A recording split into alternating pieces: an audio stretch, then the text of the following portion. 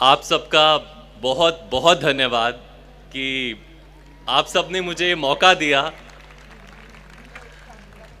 मुझे इस मंच के लायक समझा, उसके लिए आपका हार्दिक अभिनंदन। जूही चावला जी यहाँ पर बैठी हैं, मैं इनका बहुत ही बड़ा फ़ैन हूँ। मेरी वाइफ उनकी बहुत बड़ी फ़ैन है। तो मुझे मौका दिया कि मैं रूबरू उनके सामने यहाँ पर मंच पे खड़ा होकर कुछ बोल सकूँ, इसके लिए आप सबका बहुत ही बहुत धन्यवाद। Thank you.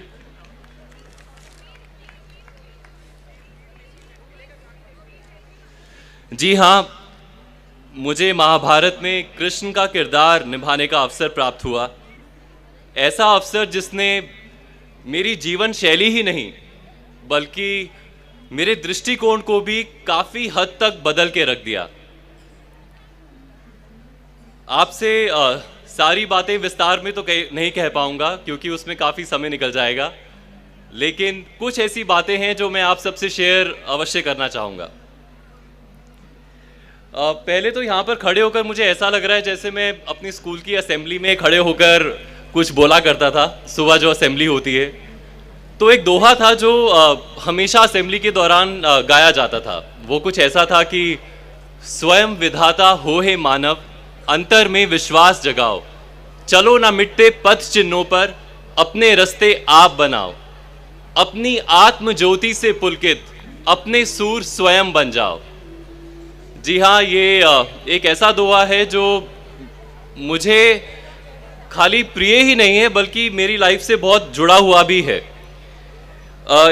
इसमें एक लाइन है कि अपने सूर स्वयं बन जाओ। इसका अर्थ ये मत निकालिएगा कि आप स्वयं अपने भगवान बन जाओ, क्योंकि जहाँ पर ऐसा होता है वहाँ पर ईगो या अहम आ जाता है, और जहाँ पर ईगो या अहम होता है वहाँ पर ईश्वर नहीं होता।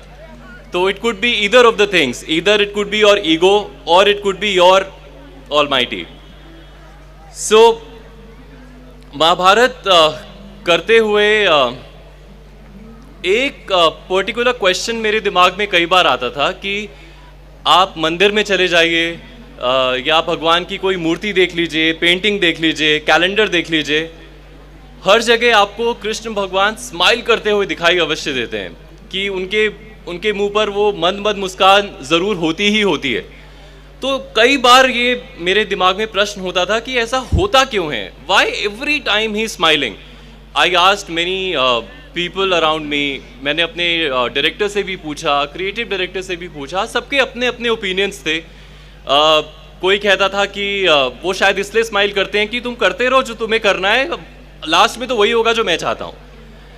तो ऐसे भी कुछ जवाब मिलते थे। लेकिन एक बार सीन करते हुए मुझे अपने आप ये सहसा कुछ ऐसा अनुभव हुआ कि शायद वो हमें टीचिंग देते हैं कि लाइफ में कैसी ही सिचुएशन क्यों ना हो, कोई भी किसी भी तरह की कोई प्रॉब्लम क्यों ना हो, उसे आप स्माइल करके पार कर सकते हैं। So this is what I understood while playing Krishna's character. Destination India ऐसी ही कई तथ्यों और संस्कारों और कहानियों से भरा हुआ है। हमें चाहिए कि हम उसका मूल्य समझें, उसे सम्मान दें और कहीं ना कहीं इन सबको अपने जीवन में उतारें।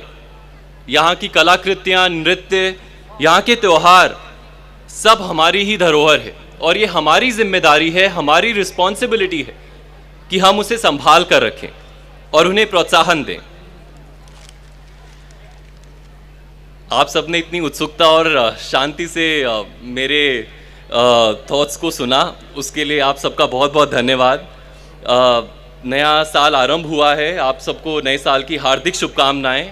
और मेरी बस यही आशा है कि आपके इस वर्ष का प्रत्येक पल आपको भारतीय होने पर गर्व महसूस कराए और मुझे भी गर्व महसूस कराए। इसी लास्ट विश के साथ मैं आपसे इजाज़त चाहता हूँ। Thank you.